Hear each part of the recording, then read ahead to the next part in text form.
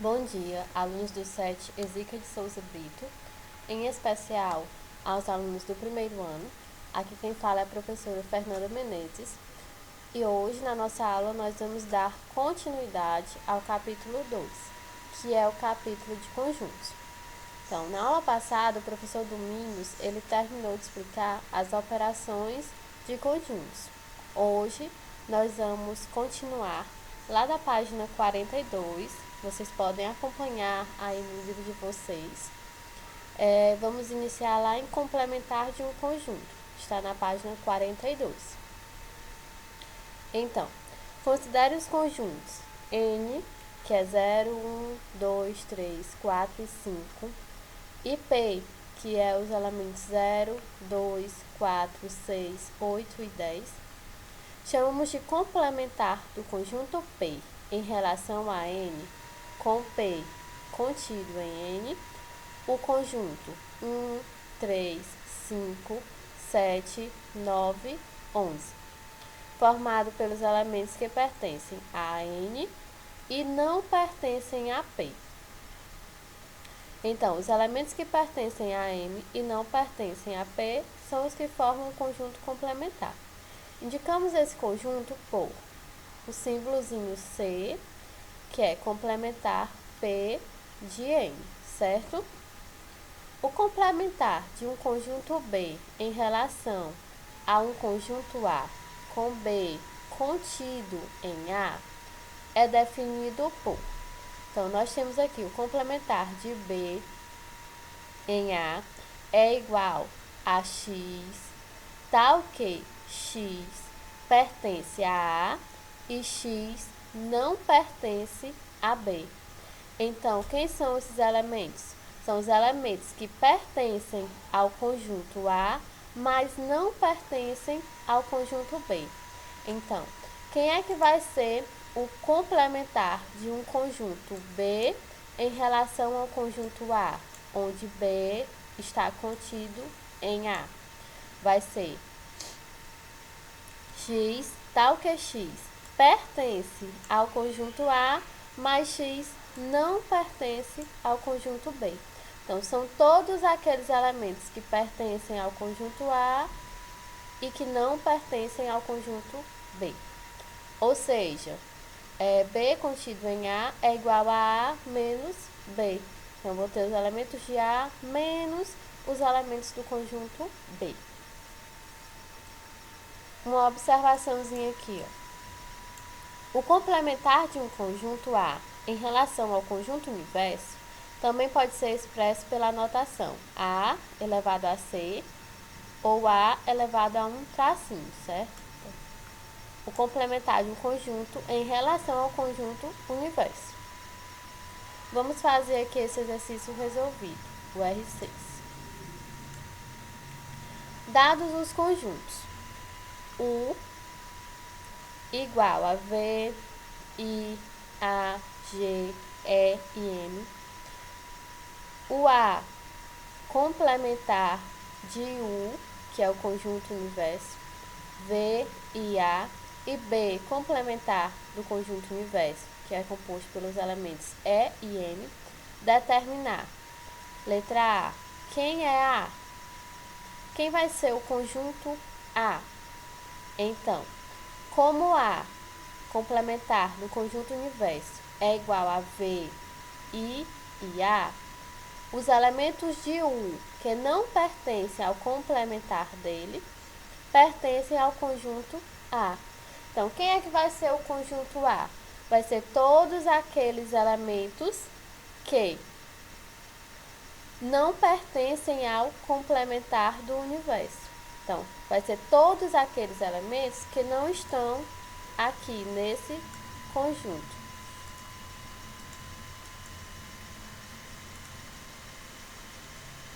Todos os elementos que não estão aqui nesse conjunto.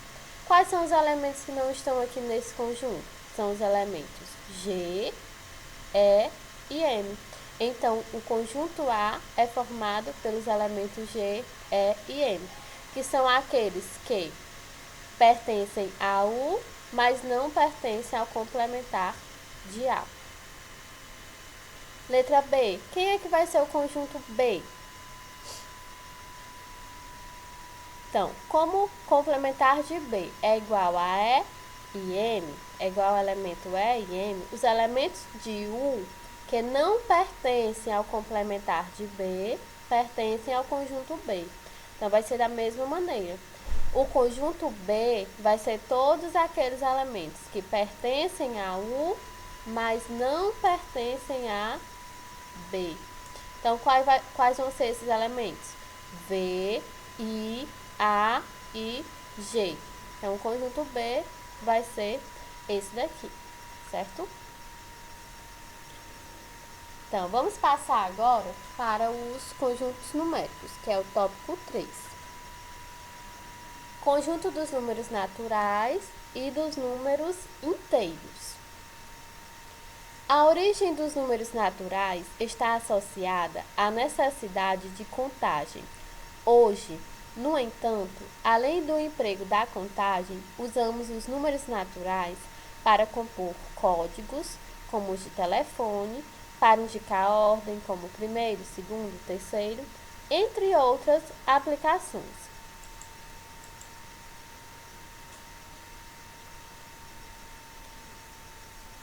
Os conjuntos numéricos naturais têm infinitos elementos e é indicado por N. Então, o N vai indicar o conjunto dos números naturais. Aqui nós temos um exemplo: 0, 1, 2, 3, infinitamente, certo? Para representar os números naturais em uma reta ordenada, primeiro marcamos um ponto e associamos a ele o número 0. Escolhemos uma medida unitária e marcamos, a partir do ponto associado ao 0, à sua direita, pontos distantes 1, 2, 3 unidades e assim sucessivamente. Então, nós temos aqui um exemplo de uma reta numérica, está iniciando aqui no 0 e essa medida aqui entre os números, elas são iguais, certo? Esse espaçamento aqui, ele precisa ser igual. Então, tenho aqui 0, 1, 2, 3 e assim sucessivamente. Todos os números à direita de 0. Todo número natural pode ser associado a um ponto da reta. No conjunto dos números naturais, são definidas duas operações. Então, no conjunto dos números naturais, nós podemos fazer duas operações. Quais são elas? A adição e a multiplicação. Então, no conjunto dos números naturais, nós podemos efetuar a adição e a multiplicação, para as quais verificamos que quaisquer dois números naturais adicionados ou multiplicados resultam em um número natural. Então, qualquer operação que eu fizer de adição ou multiplicação de números naturais, eu vou obter um número natural. Mas, se efetuarmos a subtração de dois números naturais, nem sempre o resultado será um número natural. É por isso que a subtração não vai poder ser feita entre conjuntos de números naturais, porque nem sempre ela vai resultar em um número natural. Se subtrairmos, por exemplo, 78 de 73, o resultado será menos 5. E menos 5 não é um número natural. Ele não pertence ao conjunto dos números naturais. É por isso que nós não podemos efetuar a subtração aqui no conjunto dos números naturais. Acrescentando os números negativos, por exemplo, menos 1, menos 2, menos 3, menos 4, aos naturais, formamos o conjunto dos números inteiros. Então, quando eu tenho números negativos, ele já não passa a ser mais o conjunto dos números naturais. Ele vai passar a ser o conjunto dos números inteiros. O conjunto dos números inteiros é representado por outra letra, que é a letra Z. Então, aqui nós temos um exemplo de números inteiros, que é -3, -2, -1, 0, 1, 2, 3 e assim sucessivamente. Em Z, que é o conjunto dos números inteiros, além da adição e da multiplicação, que são as operações que nós podemos fazer lá no conjunto dos números naturais, também podemos operar livremente a subtração. Então, no conjunto dos números inteiros, nós podemos fazer 3 operações: adição, multiplicação e subtração. Os números inteiros podem ser assim representados em uma reta ordenada. Então, como é que eles podem ser representados? Agora nós vamos ter tanto números positivos como números negativos. Então, nós vamos ter números à direita do zero e à esquerda do zero. Aqui nós temos, por exemplo, -3, -1, 0, 1 e 3. O conjunto dos números naturais é um subconjunto de Z.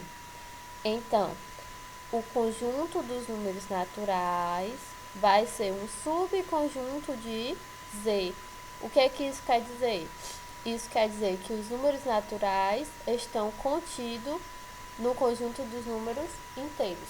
N está contido em Z. Vamos ver aqui essas observações. A primeira observação. Para representar um subconjunto dos números naturais sem o zero, utilizamos a notação N asterisco. Então, quando eu tiver o conjunto N com um asterisco em cima, isso quer dizer que esse conjunto não vai possuir o algarismo zero, certo? Em geral, o asterisco junto ao símbolo significa que o elemento zero foi retirado desse conjunto. Aqui é a segunda observação. Algumas notações especiais. Então, conjunto dos números inteiros não nulos. Já vemos aqui que é o Z e o asterisco. Não nulo, isso quer dizer que ele não tem o zero. Por exemplo, -3, -2, -1, 1, 2 e 3. O conjunto dos números inteiros não negativos, isso vai ser como? Vai ser o Z com o maisinho aqui embaixo. Por exemplo, 0, 1, 2 e 3. E o conjunto dos números inteiros não positivos, que é o Z com o sinalzinho de menos aqui embaixo. Igual a -3, -2, -1 e 0. Então, quando tiver o asterisco aqui no conjunto, quer dizer que ele vai ser sem o zero. Quando tiver o maisinho, é o conjunto dos números inteiros não negativos. E quando tiver o menos, o conjunto dos números inteiros não positivos.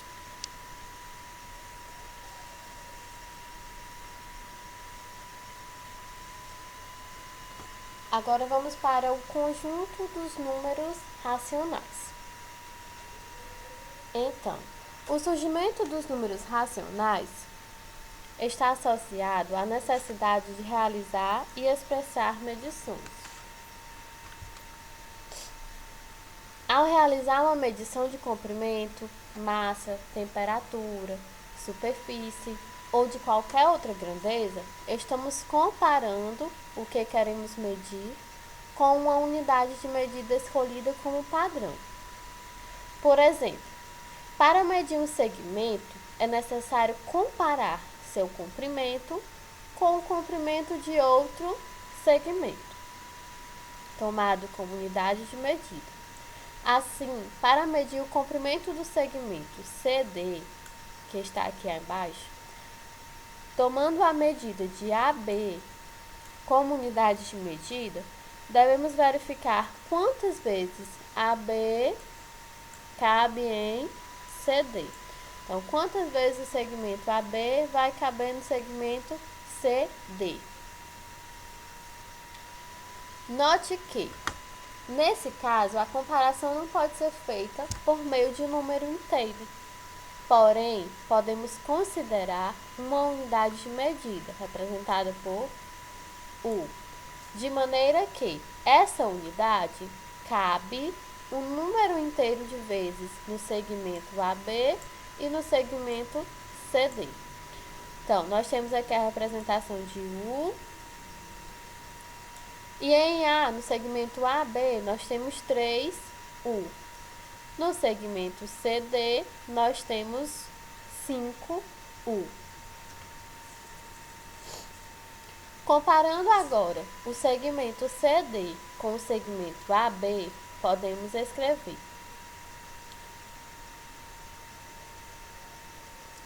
CD sobre AB é igual a 5U sobre 3U. Então, CD é igual a 5/3 de AB. Então, o segmento CD, ele é 5/3 de AB. Portanto, a medida de CD, a medida do segmento CD, considerando AB como unidade de medida, é 5/3. 5/3 não vai ser nem um número inteiro e nem um número natural.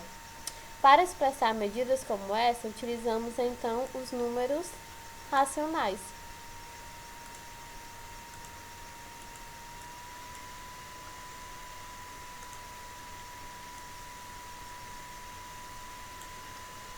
O conjunto dos números racionais é formado por todos os números que podem ser escritos na forma da razão AB, A sobre B, com A pertencendo a Z. O que isso quer dizer? Que A vai ser um número inteiro e B pertencendo ao conjunto Z não nulo.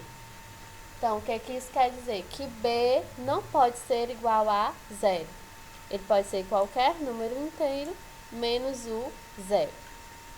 Indicamos isso por, então, que a representação dos números racionais vai ser x, tal que x é igual a A sobre B, sendo que A pertence ao conjunto dos números inteiros e B pertence ao conjunto dos números inteiros não nulos.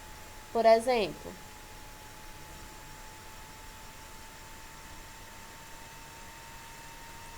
(8 sobre 25), menos 2, que é igual a menos 2 sobre 1, 0,25, que é igual a 1 sobre 4, e 0, que é igual a 0 sobre 10. O conjunto dos números inteiros é um subconjunto de que é os números inteiros está contido em que. Então, os números inteiros estão contidos nos números racionais. Como o conjunto dos números naturais é um subconjunto de Z, então o conjunto dos números naturais ele é um subconjunto dos números inteiros, então os números naturais também é um subconjunto dos números racionais. Então, N está contido em Q. Então, os números inteiros está contido nos números racionais e os números naturais está contido nos números racionais. Vamos ver aqui essa observação. Vejamos outro subconjunto de Q que tem notação especial. Então, o conjunto dos números racionais não nulos, que é representado por Q e asterisco. Esse daqui é o que não possui o 0. O conjunto dos números racionais não negativos, que é o Q, com o maisinho aqui embaixo. E o conjunto dos números racionais não positivos, que é o Q, com o menuzinho aqui embaixo.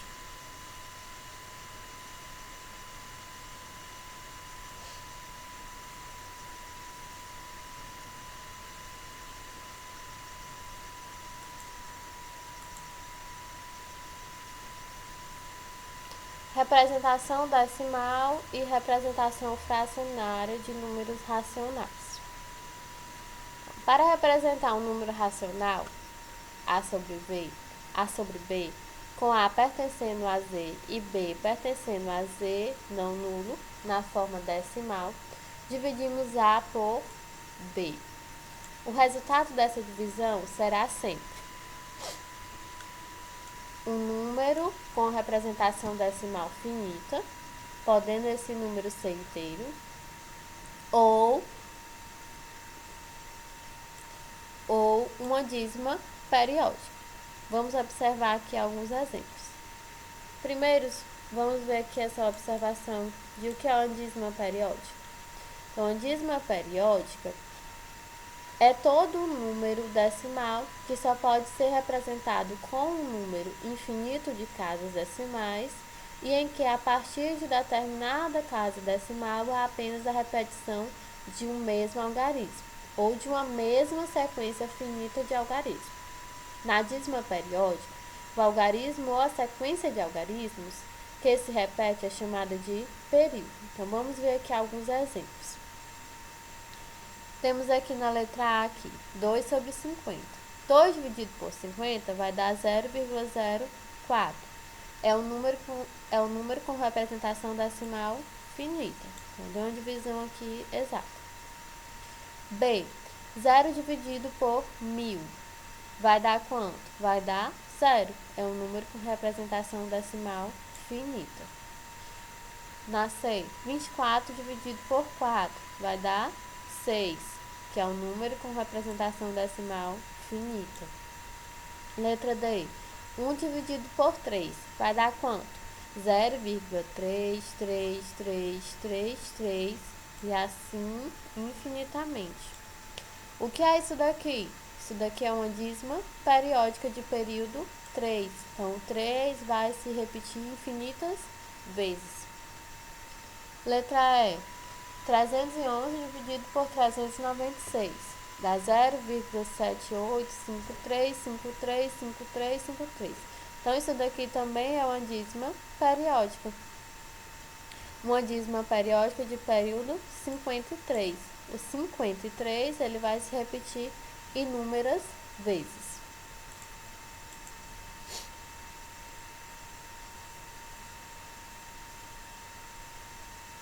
Da mesma forma que um número racional AB pode ser representado por um número com representação decimal finita ou por uma dízima periódica, esses também podem ser representados na forma fracionária. Vamos observar aqui. Então, letra A, 70. Eu posso representar em forma de fração 70 por 1. Letra B, 0,2, que eu posso representar na forma de fração. Então, 0,2, o que eu tenho aqui?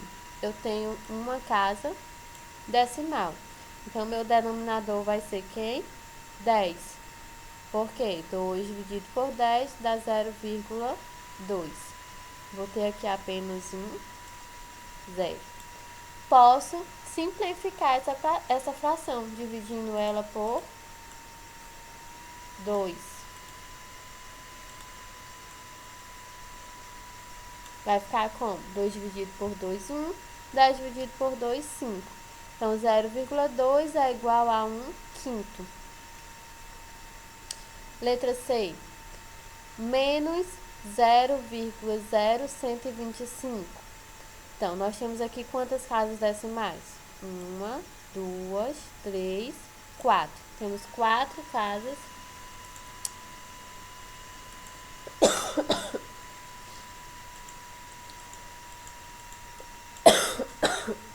Perdão, gente.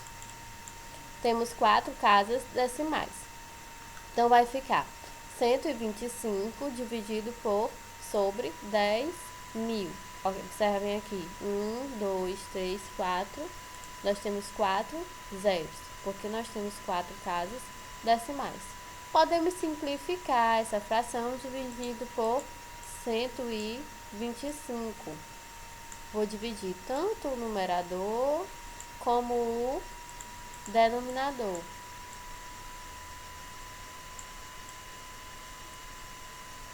Vai ficar como? 125 dividido por 125 dá 1. 10.000 dividido por 125 dá 80. Então, menos 0,0125 é a mesma coisa que menos 1 sobre 80.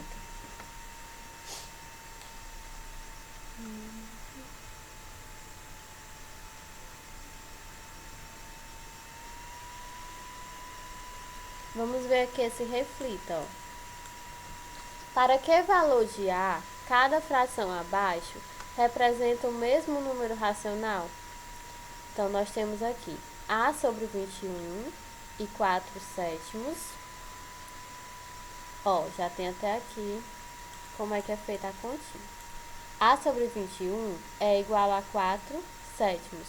Então, nós vamos fazer o quê? Uma regra de 3. Vai ficar como? A vezes 7 e 21 vezes 4. A vezes 7 dá 7A. 21 vezes 4 dá 84. Aí fica A igual a 84 dividido por 7. Então, A é igual a 12. Então, eu descobri aqui o valor de A partir dessas duas frações. Aqui no segundo exemplo, menos 18 sobre 66 e 12 sobre A. Então, nós vamos descobrir aqui o valor de A, que ele já está aqui no denominador.